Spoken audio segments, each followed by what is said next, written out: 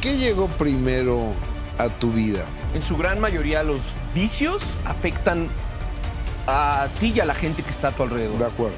En mi caso, la dependencia a esta sustancia se convirtió en hacerlo cada 20 o 30 minutos.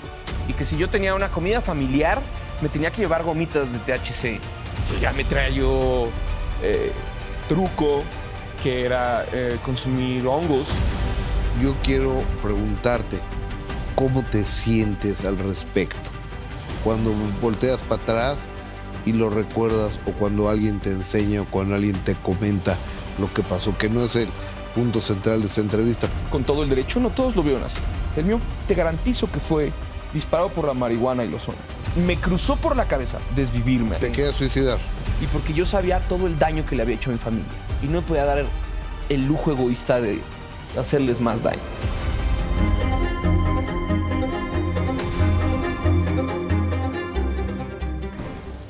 ¿Qué tal? Muy buenas noches, bienvenidos, bienvenidas. Gracias por hacernos el gran favor de acompañarnos en una emisión más del Minuto que Cambió Mi Destino, sin censura.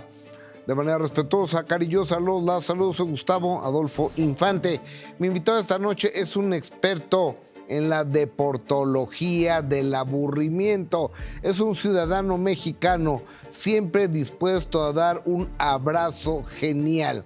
Su humor es tan ácido que a veces parece que quien se ría pierde, pero siempre se ha mantenido fiel a su convicción de libertad de expresión y defensa de la comicidad o de la comedia. No tenerlo aquí sería una falacia. Así que, Ricardo O'Farrell, Richie O'Farrell, bienvenido al Minuto Cambió Mi Destino, sin censura. Buenas noches. Muchísimas gracias por ese recorrido por varios títulos de shows míos. ¿Y cómo estás? Muy bien, muy bien. Un buen café. 34 años. Es correcto. Capitalino. Capitalino del sur, que es como algún amigo me hizo ver que es como crecer en provincia. El sur está tan aislado de la, de la belleza de la Ciudad de México que me dijo, tú la verdad fue como si crecieras en provincia. Me ofendí. ¿De qué parte del sur eres? A los 20 minutos dije, sí es cierto. Santa Úrsula Xitla, cercano al Estadio Azteca, Colonia La Joya. Ajá. Ahí vivíamos... Por la salida de Cuernavaca. Exacto, por la salida de Cuernavaca. Ajá. Una cerrada bastante peculiar llamada Techichicastitla. Ok. Ahí queda por donde está el monumento al caminero.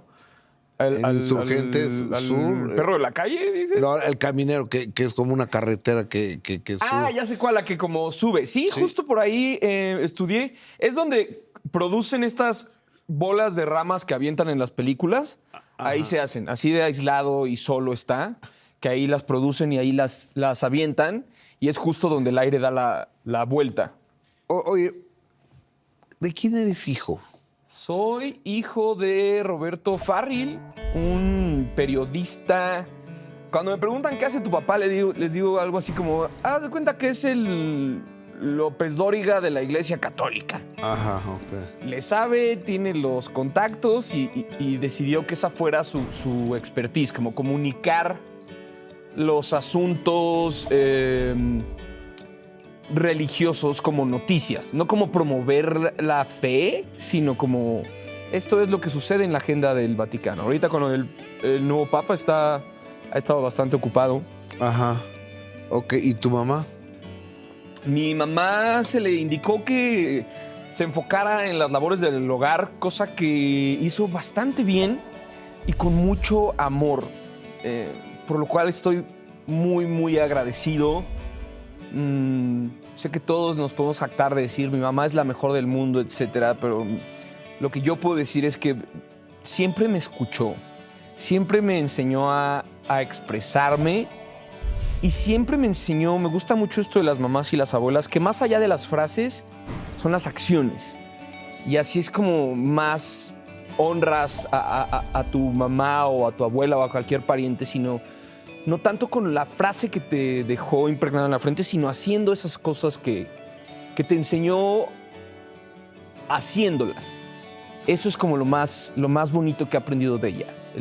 El amor puro dado desde la inocencia y nada más. Es decir, que naciste en medio de una familia ultracatólica, tío. O sea, lo puedo entender así. Digamos que del lado de mi papá sí, del lado de mi mamá no tanto. Ajá. Y mi papá de igual manera fue la generación que se relajó ante ese tema. O sea, como sí soy un hombre de fe, pero el rock no es del diablo. Vamos a escuchar a los Rolling Stones. Como ese tipo de cosas de no ser de ultraderecha, de venir de una generación de ser ultraderecha. Pero creo que cada generación, consciente o inconscientemente, hace su mayor esfuerzo por corregir algo de la anterior a través del aprendizaje. Y eso es lo que a mi percepción hizo mi papá. ¿Y en qué colegios estudiaste? Estudié prácticamente toda mi infancia en uno que se llamaba SEI, Colegio de Educación Integral, que es muy similar al método Montessori, pero más hippie. Se llama Freinet, que es como que te enseñan a aprender por el estudio de algo para que tú seas ese experto en ese estudio y tú seas quien lo enseñe.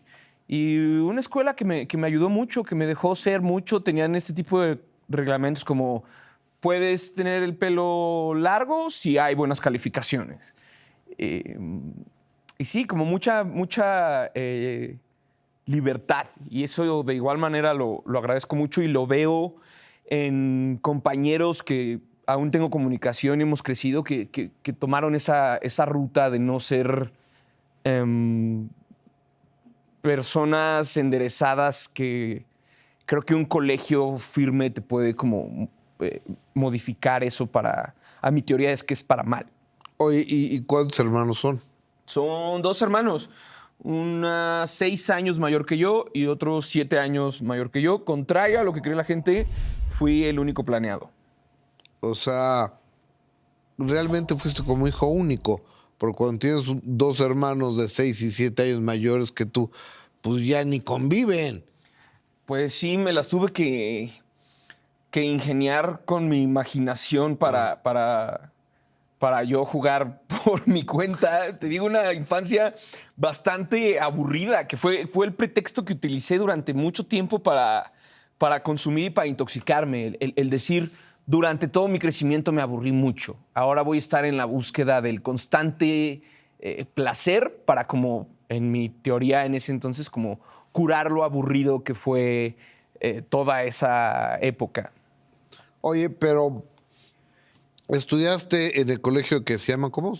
Colegio de Educación Integral SEI, desde los 3 años hasta los 14 años. O sea, hasta la después, secundaria. Sí, porque ya no daba para más. Nos quedaba cerca, entonces por eso lo aprovechamos. Y luego, irónicamente, entré a un colegio que llevaba mi apellido, pero que yo no tenía nada que ver con la tía lejana que lo manejaba. Se llamaba Irlandés Farrell. Ajá. Y en esa época le entré yo mucho al punk, ¿no? La adolescencia dicen que es esta etapa en la que ¿Dónde está ese Irlandés O'Farrill? Está en el Ajusco. No metas a tus hijos ahí. Eso es un buen consejo que te doy. No, ya mis hijos ya están en la universidad. Pero lo peor que me pudo haber dicho esa tía lejana, a esa edad de rebeldía, que es el dolor de crecer, la adolescencia, a un morrillo que escuchaba punk todo el tiempo, me dijo, no pienses por tu cuenta. Cuando recibas una indicación, hazla y ya. Fue lo peor que me pudo haber dicho, porque obviamente en el segundo en el que salí de la oficina dije, esta está, pero sí mal, ¿no? Oye, y hasta ¿cómo dirías que era Richie? ¿Te gusta que te digan Richie? Sí, como gustes. ¿O cómo era Richie como estudiante? ¿Cómo lo definirías? Como supervivencia. No era el mejor, pero sabía que la percepción es que nunca quieres, dices, los de 4º grado, cuando estás en 5º grado, son unos tetos, ¿no? Esa es tu percepción a esa edad. Son unos imbéciles. Y entonces yo no quería estar con los imbéciles de 4º grado y dije, voy a hacer siempre mi mayor esfuerzo para nunca repetir año, porque me parecía la mayor pesadilla tener que ahora pasar un año con los imbéciles de 4º grado que ahora eran de 5º grado que estabas repitiendo. Entonces mi mentalidad fue, quizás no nos encante la escuela, pero nos encantan las amistades que hay en la escuela. Vamos a hacer lo posible para mantener un promedio sano dentro de lo que da nuestra escueta inteligencia para lograrlo, ¿no? Y siempre muy malo en matemáticas, muy malo en física, muy malo en química, pero buscaba como en esas que me costaban trabajo poner toda mi estúpida atención en ese momento, la cual era nula, y que con el tiempo iba a entender que era el TDA. El TDA no es una justificación para ser un flojo, un imbécil. ¿Qué es TDA? Trastorno de déficit de atención. ¿Y eso tienes? Sí, me lo diagnosticaron hace un par de años.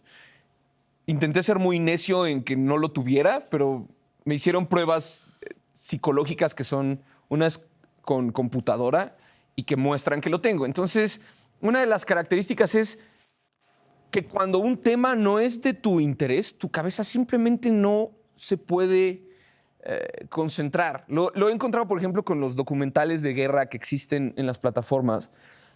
Cuando los empecé a ver dije, así sí me gusta la historia. Con imágenes de lo que me van diciendo sí me puedo concentrar. Entonces, me tomó mucho tiempo entender que me distraía por eso y que sí, las matemáticas nunca han sido mi expertise, y mi teoría es que la de ningún comediante. Si ves a un comediante que sea bueno en matemáticas, es el equivalente a un león albino. Es muy difícil que un comediante sepa hacer sumas y restas. Oye, ¿qué llegó primero a tu vida? ¿La rebeldía? ¿El rock? ¿El stand-up? Entiendo que vienes de Vine, que fuiste de los iniciadores, entiendo, de Vine. ¿O el toque de mota? Con esto regreso. Es Ricardo Farri. En mi caso, la dependencia a esta sustancia se convirtió en hacerlo cada 20 o 30 minutos. Yo tomaba un vuelo y me iba intoxicando en el coche hasta el último minuto antes de bajarme al aeropuerto. Ricardo Farri, Richie o Farrell, ¿qué llegó primero a tu vida? No, pues el orden es claro, ¿no? Primero es el rock, luego es la rebeldía y luego es el toque de mota. Por lo general sucede en una fiesta o en un concierto. Claro. El mío fue justo viendo a uno de los precursores del punk, antes de que se conociera como punk, que es Iggy Pop.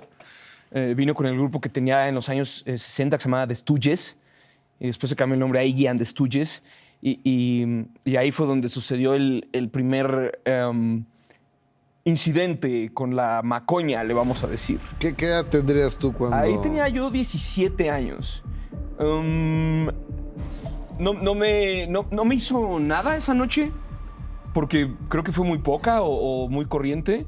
Hay una teoría que es no, es que la primera vez no pega. No, la primera vez te fumaste una mugre que era lo que le alcanzaba a alguien de 16 años que paga ahí un chicle verde que ni siquiera se puede grindear bien porque está todo feo, lleno de semillas. Ajá. Entonces no me hizo nada. Para mí fue como, está bueno el momento, lo trae una persona, está Iggy Pop frente a nosotros. Dije, sí, venga. Y a través de Pink Floyd, que irónicamente no es un grupo que consumía, contrario a lo que la gente, el miembro que consumía se salió y su vida fue un desastre, Syd Barrett, pero los 4 miembros que quedaron y que hicieron los discos más populares nunca fueron pro del consumo, pero irónicamente hacen música que llama la atención y que desde muy corta edad fantaseé yo como a través de estos mitos con escuchar Intoxicado, ¿no? Y el brinco de ese toque a los 17 años no vuelve a suceder hasta la universidad, que son como unas 2, 3 veces, y de nuevo, me acuerdo que me comí una Big Mac y me supo a... Qué mal tip ¿no? Pero me supo a cielo. Y después volvió a dejarse hacer por mucho tiempo, y fue por ahí de los 25 años donde la retomé en una fiesta, y entonces va creciendo el gusto, a pesar de que la fumas el viernes y el lunes estás desconcentrado y tus ideas no son muy claras, el gusto crece. Y fue creciendo hasta que luego fue fumar solo y luego fue creciendo más y más y más y más y más. Y llega un momento en el que, en mi caso, la dependencia a esta sustancia se convirtió en hacerlo cada 20 o 30 minutos. Yo tomaba un vuelo y me iba intoxicando en el coche hasta el último minuto antes de bajarme al aeropuerto. Tomaba el vuelo y el promotor local ya sabía que me tenía que recibir con el producto, el cual muchas veces desde que me subía al coche para ir hacia el hotel iba a consumir, y que llegando al hotel iba a seguir consumiendo, y que si yo tenía una comida familiar me tenía que llevar gomitas de THC para el momento en el que dejara yo de tolerar a la gente, irme al baño, encerrar y comer otra, y de repente volver a sentir que todo estaba bien. Esa fue mi gran dependencia con la marihuana, que, retomando rápido el tema del TDA, hay un gran común denominador en las adicciones con el TDA, porque hay tanto ruido en tu cabeza todo el tiempo que sucede, esto lo cuenta muy bien la serie Euphoria, sucede que en el momento en el que entra una de estas sustancias a tu cabeza, se disipa el ruido y te empiezas a volver pues adicto a ese sentimiento y a depender más, como el caso que te digo, donde si yo hubiera venido a esta entrevista antes, hubiera fumado en el coche, me hubiera tomado un café para que no me olieras, me hubiera perfumado y estaría esperando el momento en el que nos estrechábamos la mano para despedirnos, para retomar mis actividades de fumar en el coche. Mira, yo no quiero... Como Benito Castro, vamos a hacer la versión de Benito Castro. Por eso le llaman gallo, porque despierta.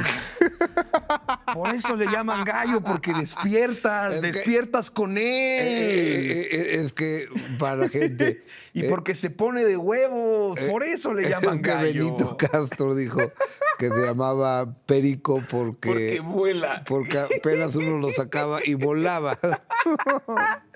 Ese clip me encantó. Descansa en paz, Benito Castro. Un abrazo al cielo, porque es un gran tipo. Sí. Mira, yo no quiero defender, por supuesto, ningún tipo de droga, pero he escuchado que pues, es la más leve o la más benéfica o la más ligera o la menos dañina de las drogas, la marihuana, ¿no?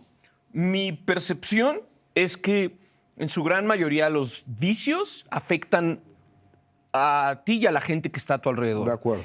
Y lo que es como más peligroso para el adicto es cómo realmente solo te afecta a ti, y lo que afecta no te está quitando nada más que un posible cáncer a futuro, memoria y frialdad. Entonces,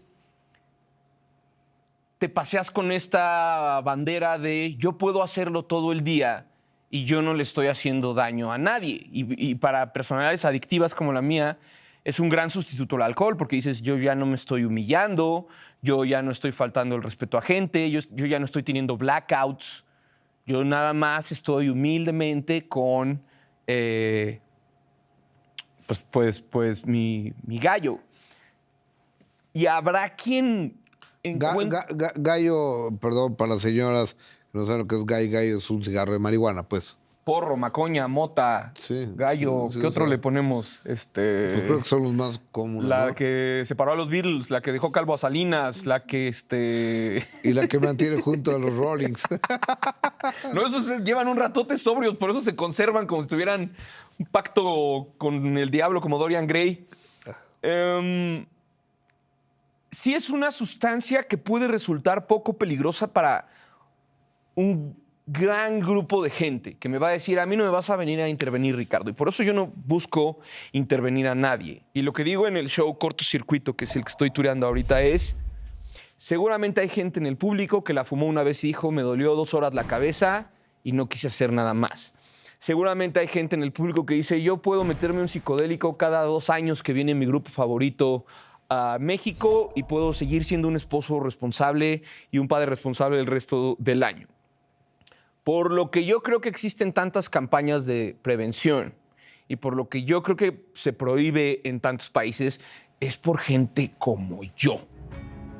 ese demográfico que no la podemos soltar, que se vuelve parte de nuestras vidas, que nos aleja mucho de la gente y que sobre todo en mi caso llega un momento, mi caso, aclaro, llega un momento en el que se cicla esta sustancia tan, vamos a llamar entre comillas, noble, que pues metes segunda. Dices, necesito otro psicodélico. El famoso festejo del 420, pues para mí ya no era nada, porque yo la fumaba todo el tiempo, todos los días. ¿Qué me iba a hacer el 420?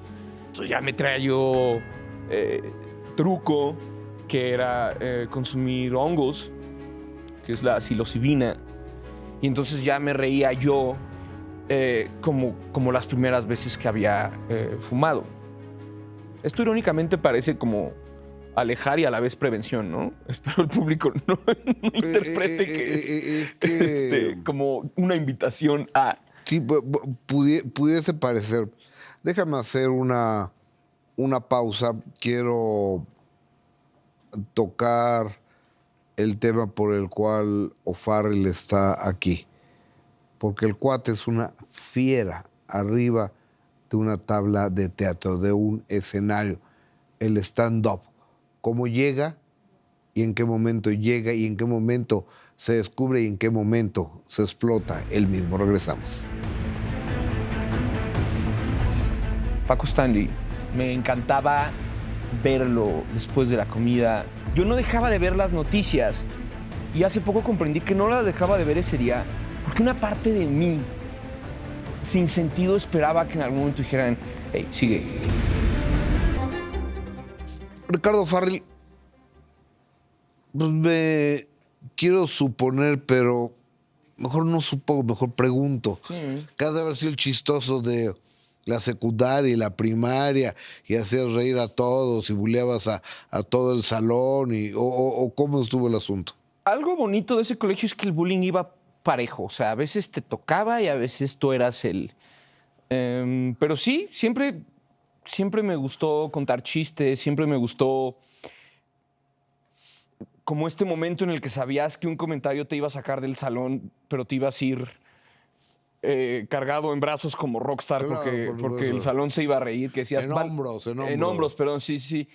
Que decías, este vale la pena, venga, sí, lo voy a decir. Me va a sacar, pero sé que va a dar risa. Me gustaba jugármela así. Y creo que es como un mecanismo de defensa ante el dolor, la comedia. Y por eso se desarrolla. Porque una amiga mía que es tanatóloga dice que en los funerales están todos los perfiles. El que no puede parar de llorar, el que está serio, el que está enojado. Y hay uno que no para de contar chistes. Dice, Claro. Ese después tiene una cita conmigo y me dice que le duele mucho y que está llorando, etcétera. Pero en ese momento su mecanismo de defensa es la comedia. Y creo que en mi caso fue eso.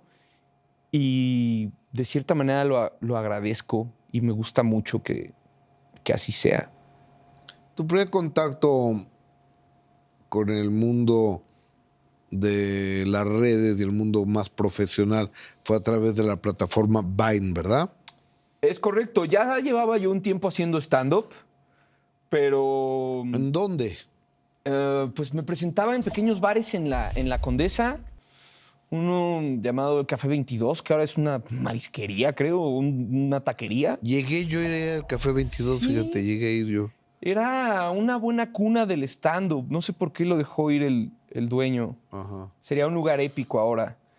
Había otro espacio llamado Bataclan. Como que no había espacios como tal, como El bares. Bataclan, que es Sí. donde en la Condesa también. Sí, una casa de locos, parece la casa. Es un barecito Un barezote, parece. que está a desnivel y que hay... Hay salón de salsa, hay restaurante, Sí. teníamos este espacio cómico donde se escuchaba salsa al mismo tiempo, el cliché comediante de la licuadora.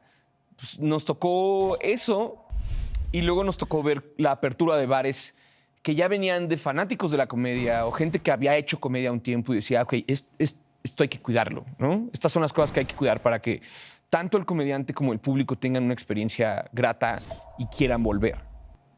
Ok. Y luego, el Vine tiene ciertas reglas, entiendo, cierto tiempo determinado, ¿no? Eran 6 segundos. Yo lo descargué porque un rapero que me gusta mucho, se llama Tyler, the Creator, hacía contenido cómico ahí. Y un comediante que sigo desde hace muchos años que se llama Chris D'Elia, igual hacía contenido cómico ahí. Y eran las dos personas que yo seguía y que descargué la aplicación para poder ver. Y después de un tiempo dije, pues yo también, a ver, yo también voy a probar suerte.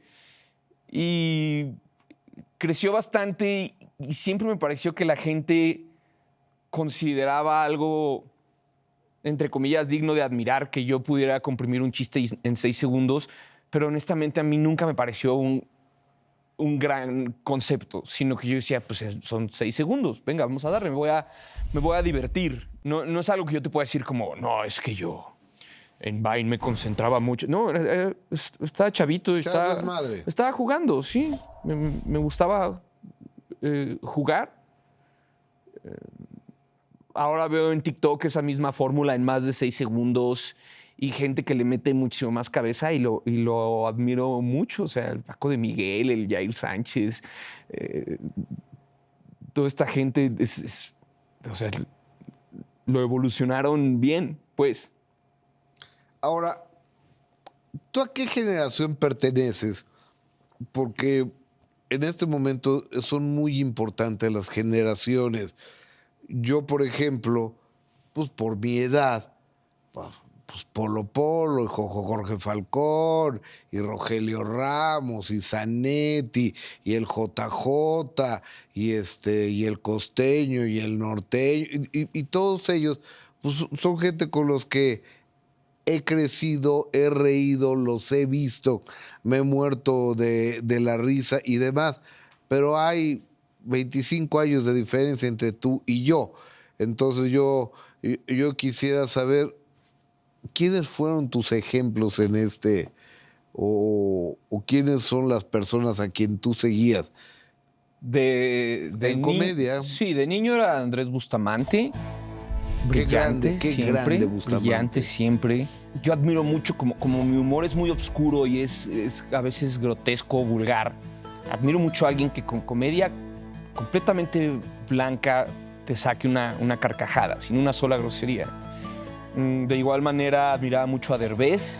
Y a la par, mi papá me presentaba muchas películas de comedia, en especial de Jim Carrey. Y me mostraba las películas del Santo como para reírnos de los errores que había. Entonces me dio como esta percepción cómica. Y sí, sucede que tanto mi papá como mi mamá son personas chistosas, voluntaria e involuntariamente. Pero tal cual, mexicanos en la infancia fueron Bustamante y Derbez. Y más adelante en la adolescencia fue Facundo. Sí, Facundo. Facundo, o sea, ellos tres pudieron haber sido personas que te gustaron. ¿Y Alejandro Suárez? Sí, esos tres. No, me gusta alguien que reta. Y eso hacía Facundo, retaba. Y Paco Stanley, no sé por qué se me olvidó. Paco Stanley, me encantaba verlo después de la comida.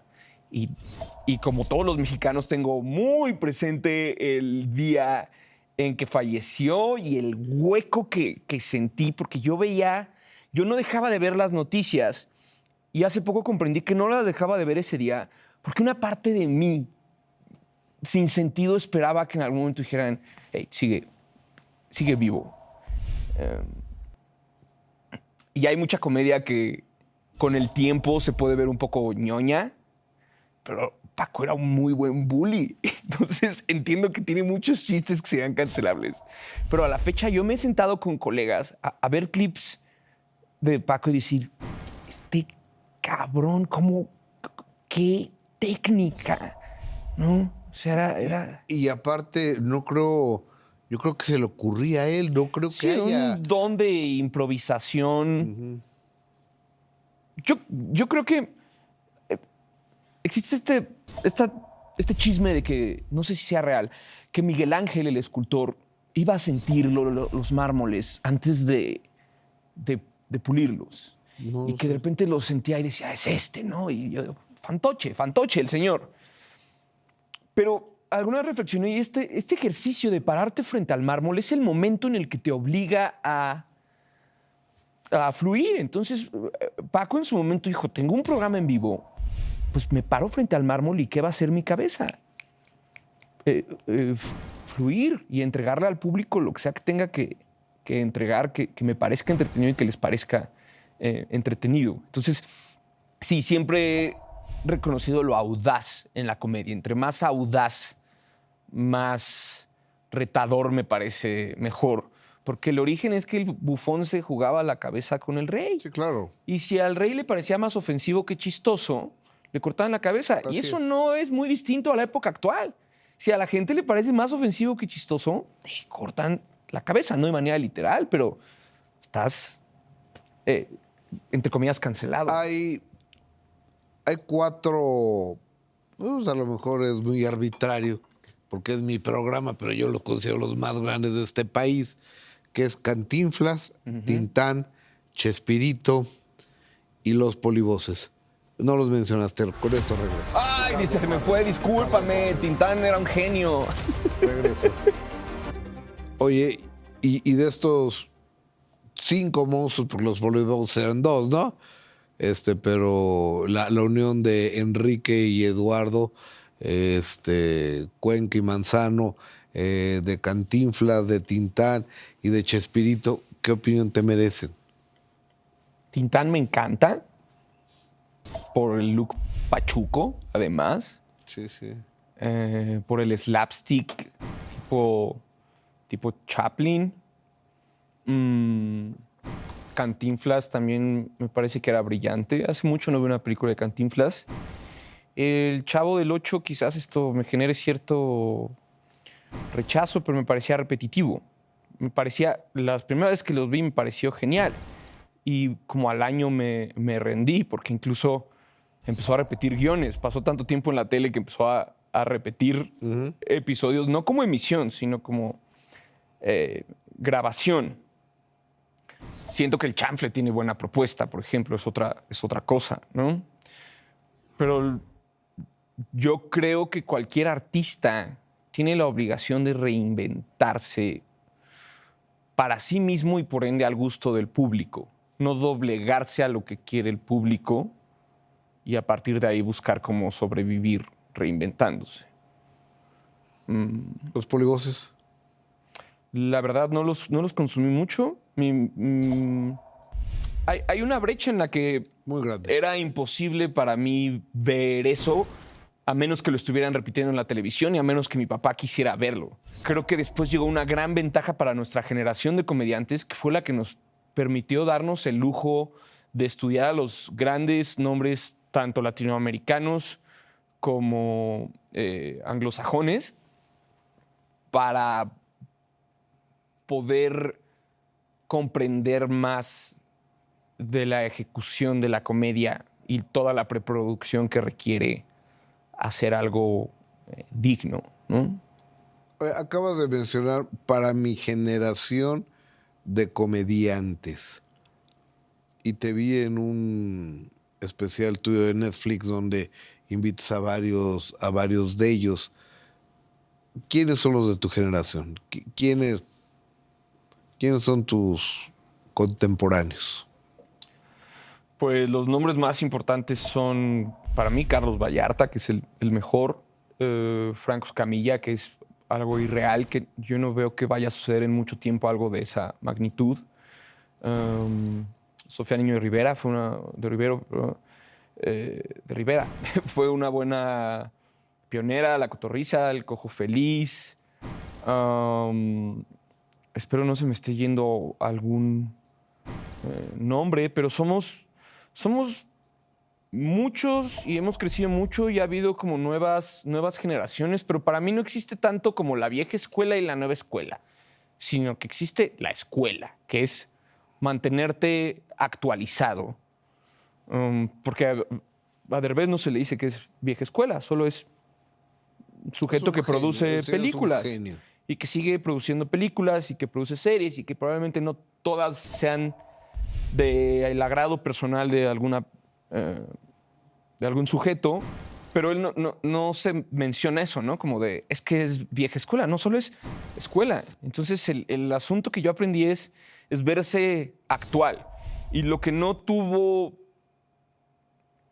esta parte de comediantes que mencionabas hace rato del Cuevón fue una gran ventaja que tuvimos nosotros, que fue el acceso a televisión de cable o ahora mejor el acceso a plataformas o a plataformas gratuitas como YouTube que te permiten ver muchísimo más y aprender de, Claro. lejos de ser malinchista, la industria que más ha monetizado con la comedia y que más en serio se ha tomado la comedia desde antes de, poco después de la Primera Guerra Mundial y desde antes de la Segunda Guerra Mundial.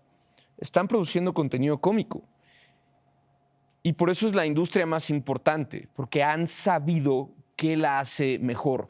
Y eso a mí me parece digno de estudiarse. ¿Por qué Saturday Night Live lleva 50 años existiendo, siendo un programa en vivo y se mantiene vigente con comedia? Porque no hay vieja escuela ni nueva escuela, hay escuela y se dignifican a todos. Y el método de guión para mí es lo más importante. Y creo que eso es lo que hace tan grande a Franco, a Vallarta o a Sofía, que el guión es bastante estudiado y bastante trabajado para ser impecable. Te tengo una noticia. ¿Cuál es la noticia? Hay un cómico, un comediante, el mejor pagado de todos. ¡Claro! Se me fue Brincos Dieras. Se chinga a todos. Se llama Brincos Dieras. ¡Vuela en avión privado ese güey! Para mí ese es el top del rockstar. Brincos Dieras. Ni Derbez cobra lo que él cobra. Te voy a decir una cosa. Hay un artista australiano muy famoso que se llama Kevin Parker, que hizo un grupo que se llama Tame Impala.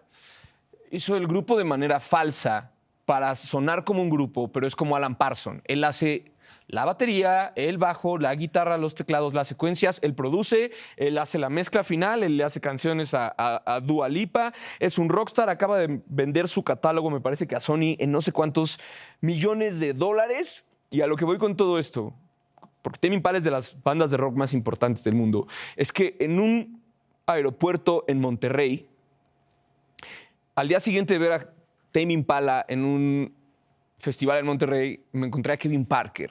Fui y le pedí una foto y en ese momento la gente que lo estaba cuidando tuvo que huir con él para meterlo en una sala lounge de estas premier, porque yo había causado el desastre de pedir una foto que ahora iba a desatar 50 fotos de gente que se dio cuenta que estaba ahí. A lo que voy con todo esto es que Kevin Parker estaba en un vuelo comercial y Brincos Dieras no. Sí, claro. O sea... Eso es de jefes.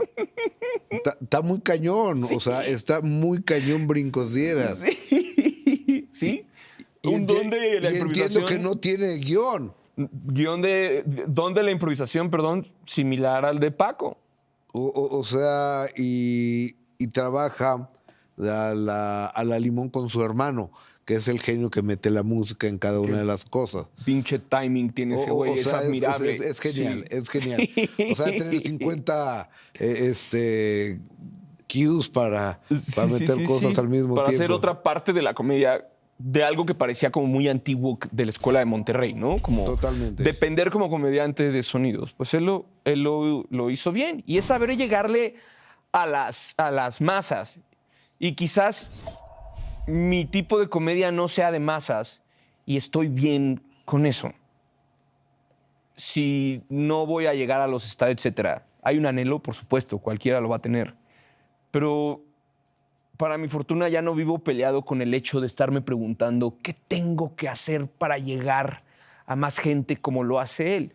Me voy a inspirar en vez de envidiarlo. Voy a observar lo que hace, pero yo voy a hacer lo que a mí me guste hacer y en ese camino espero complacer al público. ¿Te has puesto a pensar que vas envejeciendo junto con tu generación y que vienen nuevos? Te lo decía, ayer mientras yo estudiaba, te estudiaba a ti y mi hija me enseñaba tus stand-ups. los de Netflix y demás, mi hijo me presentaba un chamaco nuevo que me decía, mira papá, velo, espérate, estoy destruyendo a O'Farrill porque mañana tengo una entrevista con él. ¿Qué pasa con eso? Regreso. Ricardo O'Farrill, venimos. Yo quiero preguntarte, ¿cómo te sientes al respecto? Cuando volteas para atrás y lo recuerdas, o cuando alguien te enseña, o cuando alguien te comenta lo que pasó, que no es el punto central de esta entrevista. Con todo el derecho, no todos lo vieron así. El mío te garantizo que fue disparado por la marihuana y los hongos. Me cruzó por la cabeza desvivirme. ¿Te querías suicidar? Y porque yo sabía todo el daño que le había hecho a mi familia. Y no me podía dar el lujo egoísta de hacerles más daño. ¿Irrumpiste cuando tenías, que 17 años? No, en el stand-up fue a los 21. Ok, a los 21, hace 13 años. Entonces eras la nueva generación, la sangre nueva y demás.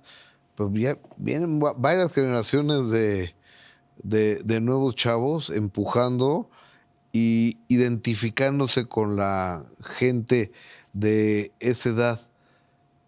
¿Qué pasa? ¿Estás preparado para el día de mañana ser Rafa Inclán? Sí.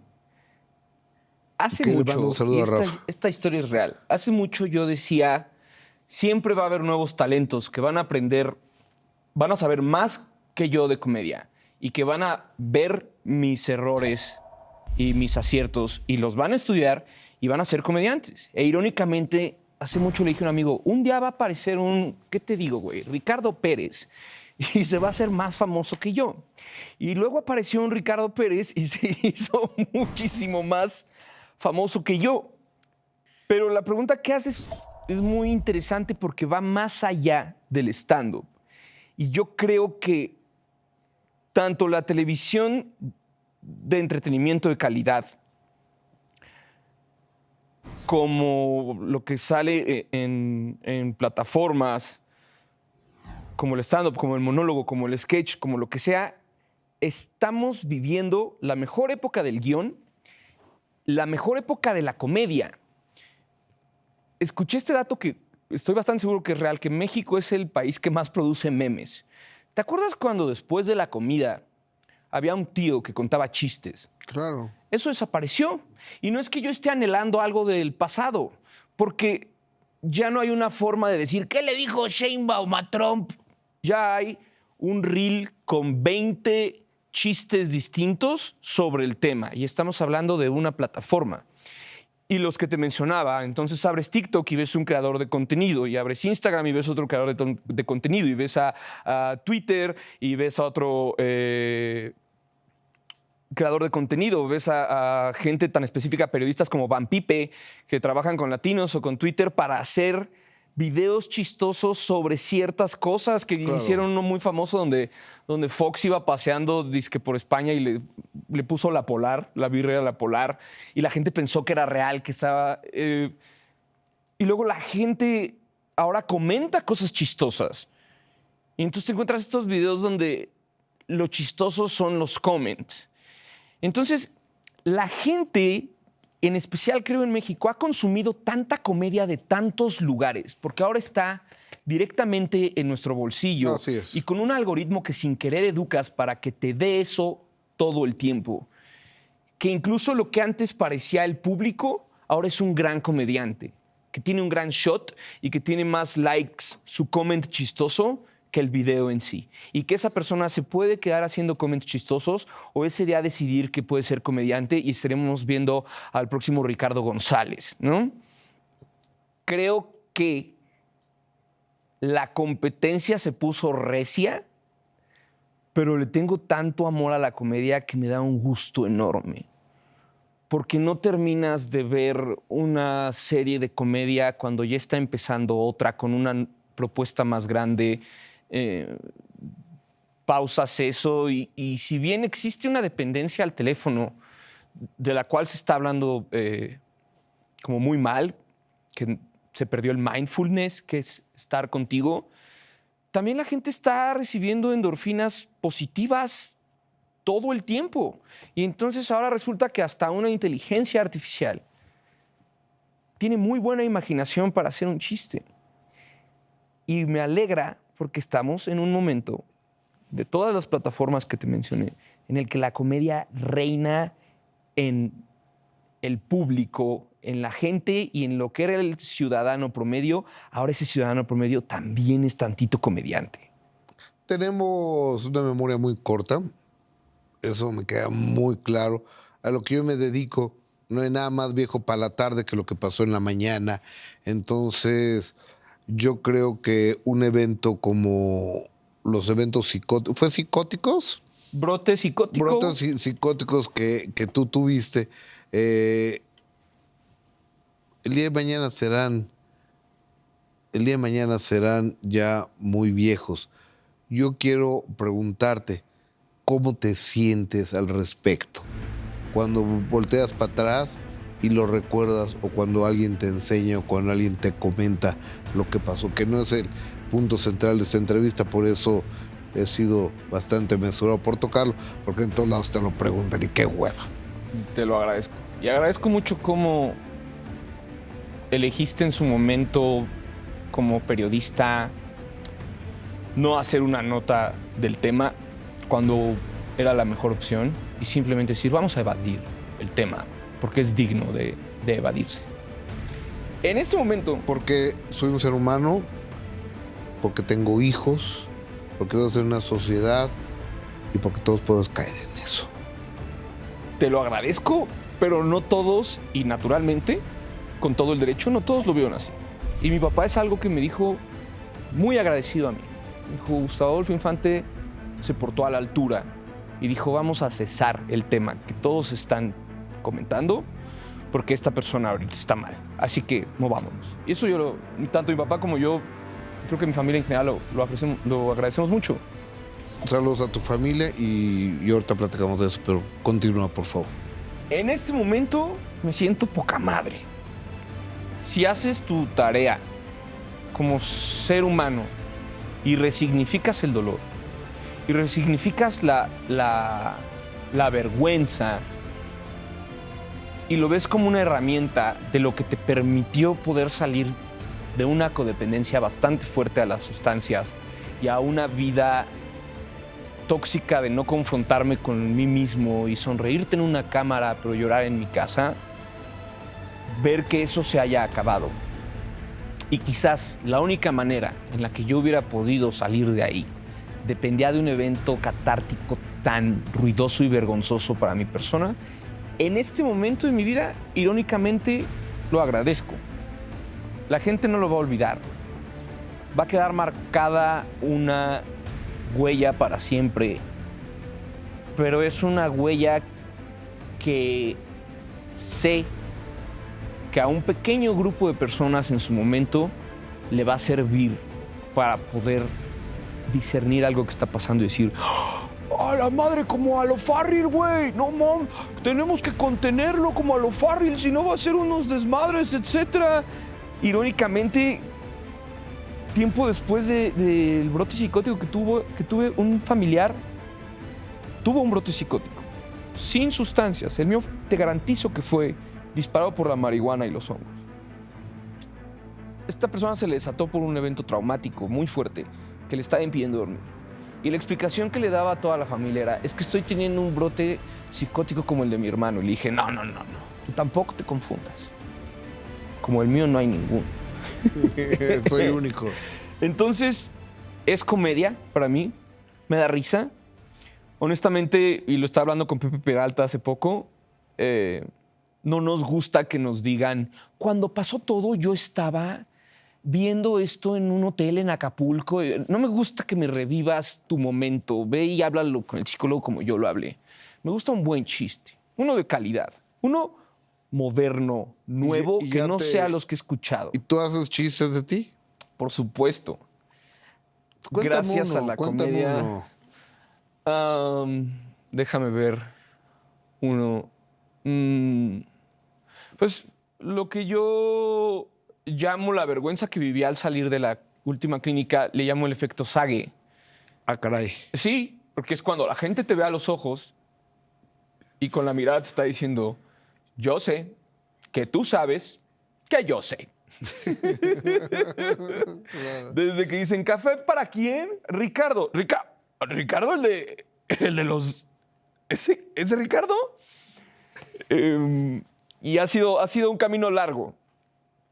Y en algún momento me cruzó por la cabeza, porque nunca lo consideré, desvivirme. Hay una frase hermosa de Odín Dupeirón que dice que es una solución permanente para un problema temporal. Vale la pena quedarse. En mi peor momento dije... ¿Te quieres suicidar? No, me cruzaba la cabeza, pero no tenía el valor. Por el poder de esta frase y porque yo sabía todo el daño que le había hecho a mi familia. Y no me podía dar el lujo egoísta de hacerles más daño. Y en mi peor momento me senté y dije, lo que más me va a servir es este programa que se graba en todo el mundo, incluso en México, llamado Alerta Aeropuerto. Porque incluso en el peor momento de tu vida, nunca vas a estar peor que el guatemalteco que trae 2 kilos de cocaína metidos en el culo y acaban de agarrar frente a unas cámaras. Dije, esta va a ser mi motivación. Esa y Alfredo Adame. Porque a mí me abrazaban en la calle. Gustavo, me decían, Richie, vas a estar bien. Me daban terapia a los fans. Ajá. Richie, eres muy fuerte. Y yo, chingada madre, yo era un rockstar y ahora me dicen que soy muy fuerte. Y dije, Alfredo Adame se lo madrean en la calle. ¿Te acuerdas cuando hubo un choque afuera de su casa? Claro. Ni siquiera en la calle, afuera de su casa. Hubo un choque afuera de su casa, salió a asomarse y dijo, ¿qué pasó? ¿Todo bien aquí? Le dijeron, tu puta madre. Y a pesar de ese momento tan doloroso, unos días después lo vimos en Venga la Alegría con un traje de karateca diciéndonos, les voy a enseñar a tirar patadas como bicicleta. Dije, si requiero ese ego para estar aquí en lo que se solucionan las cosas, de ahí me voy a agarrar. Oye, a ver, yo en mi trabajo ayer vi, cuando hablabas de Rix, un colega tuyo, un compañero que estuvo en la cárcel, o no sé si está, no sé exactamente, pero dices, bueno, es que han pasado tantas cosas desde que estás en la cárcel, ya el mundo ya cambió. Uh-huh. ¿Entre ustedes se permiten eso? ¿Se vale eso? ¿Él es tu amigo? Hace mucho no hablo con Rix, porque creo que así como hay personas que a mí no me hablan porque hice daños irreversibles, él causó un daño irreversible, por lo que sé, en más de una persona. La gran diferencia entre la cancelación de algo que dices y algo que haces es gigantesca. Y por eso hay ciertas cosas que el público no deja pasar. Que dice, eso estuvo muy mal, eso no fue un chiste. Por eso Platanito la logró, porque al final fue un chiste de mal gusto, pero fue un chiste. Pero si hiciste algo, creo que ahí es donde está el gran límite de la cancelación. Entre colegas es irónico porque cara para afuera hay muchos que aguantan el chiste, pero resulta que cara para adentro hay muchos que no te aguantan el chiste y te lo hacen saber. ¿Quién te ha dicho te pasaste de lanza? Entiendo bien su punto de vista, pero quizás para Daniel no resulta tan chistoso los chistes que yo empecé a hacer al principio del tour. Y por ello mismo los descarté, porque me di cuenta, Sosa, que no tenían un valor puro de comedia. Y si un colega me dice esto, quizás no me encanta, entiendo su percepción, pero yo tengo otra perspectiva. Y es algo muy chistoso que pasa con Mau Nieto, que nos hemos contado los chistes que hemos escrito sobre el incidente. Un incidente que de su parte puede parecer irreversible hacia mi persona y está en todo su derecho. Y eso es algo que en mi caso como adicto rehabilitado debo comprender, que yo no puedo esperar que la gente quiera lo que yo quiera, porque tienen su manera de tomarse las cosas. Y si hieres a alguien, está en su derecho de decirte no, gracias. Y sé de un comediante, que no voy a decir su nombre, que se lleva pesadísimo y que su bandera es llevarse pesado pero que le escribió a un colega en Navidad para decirle, ese chiste que hiciste no me gustó, yo te ayudé en tu carrera. Digo, es un caras vemos, o sea, y eso es lo chistoso. Y por eso creo que los beefs, como se le llaman, los pleitos, no se deben llevar de manera pública. Está chistoso llevarlos al escenario o está chistoso lidiarlos entre colegas. Pero si este tipo de cosas ofenden hacia afuera, no tiene caso. Y por eso entiendo muy bien lo que en su momento hablando con Daniel, que se acercó y me dijo todo en orden, teniendo esta confianza, me dijo, a mí no me gustaban esos chistes que estabas haciendo al principio, ¿no? Que si mis botas, que si etcétera, o sea, y yo creo que fueron un mecanismo de defensa en ese momento que era lo que yo tenía. Una vez que superas, una vez que perdonas, una vez que se acaba el trauma, concilias con ese tema y dices, yo no necesito estar hablando porquerías para ser chistoso. Mejor cuento mi historia, la cual a pesar de haber sido dolorosa, puedo ahora resignificar para que sea chistosa y pasemos un buen rato. Hace rato dijiste, mi familia no se merece el dolor que le causé. Y hace rato dijiste, es que mi papá, pues sí es como bien católico y mi jefa no tanto. Yo te pregunto, porque es una pregunta que hago con mucha frecuencia, porque yo veo a las mamás, y veo a mi mamá, y veo a mi esposa, y veo a mi tía, y veo a mucha gente que cuando tienen un problema, pues van con la Virgen de Guadalupe y le dicen, cuídame a Gustavo, cuídame a mi Ricardo, por favor, Virgencita, te lo encargo. Segurito tu jefa acudió con la Virgen para encargarle a su Richie, ¿no? O sea, al menos echó una persinada para solicitar algo. Mi papá fue como, toma esta cadena y toma esta medallita y toma esta ¿cómo se llaman los de bolsillo? Escapulario. No, como estampita, ¿no? Y hasta me llevó un botecito de agua bendita de no sé dónde y me dijo, échatelo en la cabeza. Y a partir de eso y de sus miradas, yo vi algo que dije, tú ya no puedes seguirle por acá.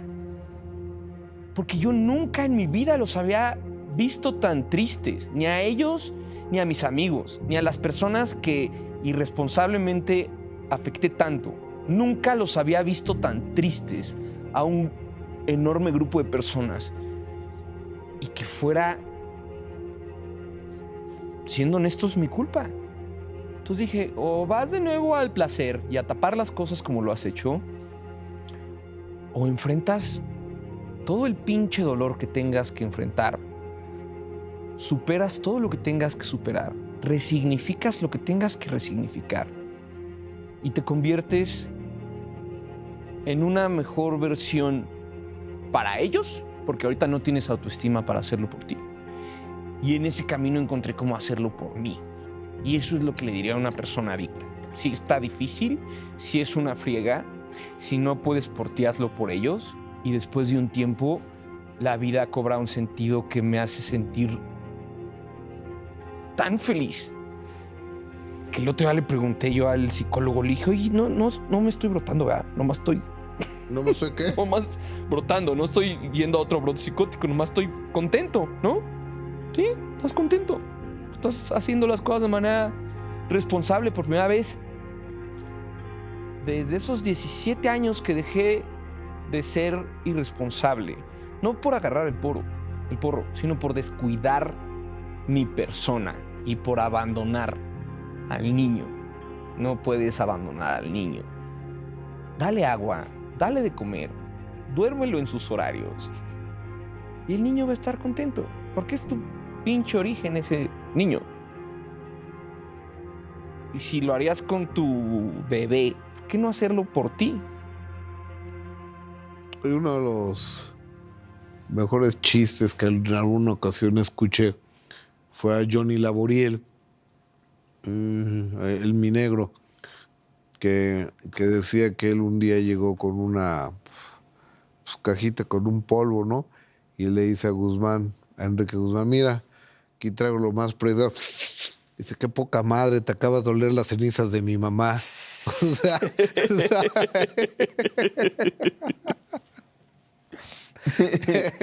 Y chance pusieron, ¿no? Las cenizas de la mamá de Johnny Laboriel han de poner chido, ¿no?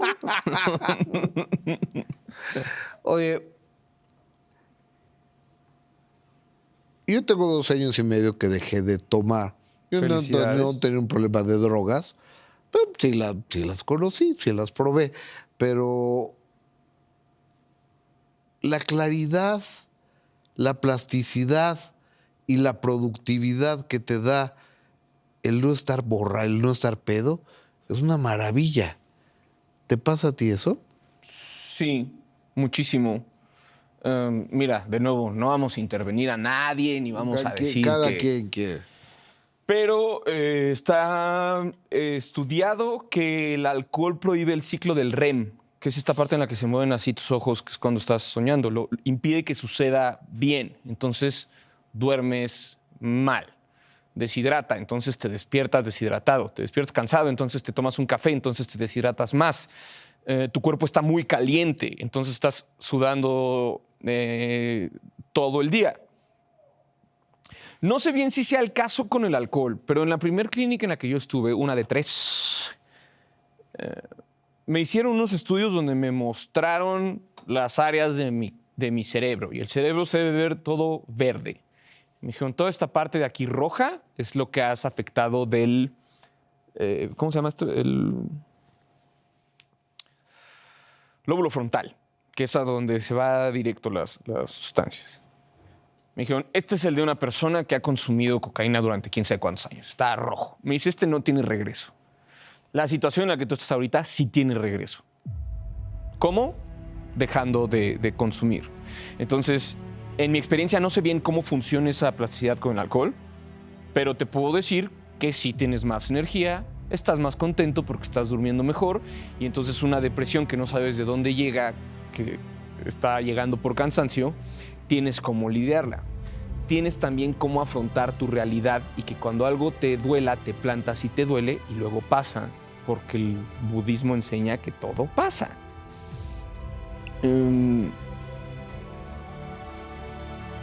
Desde el asunto alcohol, sí hay más productividad, más energía. Está este estudio literal que me mostró una persona que se dedicaba a eso, cómo se pueden regenerar esas partes de tu cabeza. Y sí, en mi experiencia, sí, hay más claridad, ¿no? Más claridad, más energía, más contento, porque para bien y para mal, ese trago en la noche que mucha gente sin ser alcohólica se toma, es una especie de premiación de lo acontecido en el día. Cuando retiras ese asunto de premiación y solo llegas a estar contigo y tu premiación es cocinarte algo, cocinar algo a tu mujer, ver una serie, tomar un jugo, la plasticidad de la cabeza está comprobado que cambia porque te sabes domar a ti mismo y que tu premiación ya no es a partir del placer, sino el gusto. Y eso es algo que confundimos bien cabrón desde hace muchísimo tiempo, que era, yo me merezco este placer porque trabajé mucho la semana. Claro. Ricardo Farrell, gracias por estar aquí. Muchísimas gracias a ti, Gustavo. Hasta de verdad, muchas gracias. Que se repita. Él es Richo Farrell, yo soy Gustavo Adolfo Infante. En especial, gracias a ti. Si Dios nos presta vida y tú, tu amable presencia, próxima semana, mismo horario, mismo canal, tenemos otro minuto que cambió mi destino, sin censura. Muy buenas noches, muchas gracias. ¡Bravo!